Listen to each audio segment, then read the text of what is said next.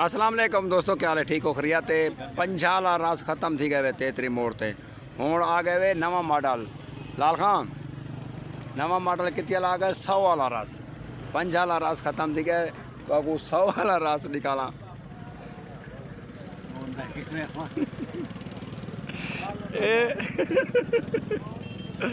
लाल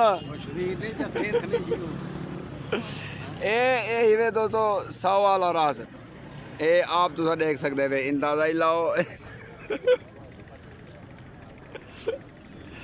ये 100 वाला रस ही वे पंजाला खत्म कोट छुट्टा तेतरी मोड़ दे उत्ते ये नवा मॉडल आ गया वे 100 वाला। जेरे दोस्त कामने पहुंच वञो कोट छुट्टा तेतरी मोड़ अल अजीज मुस्तोई होटल थे। ए रासी वे नवा मॉडल लाला खान चाह दे कटे खावी में नहीं खावी ना।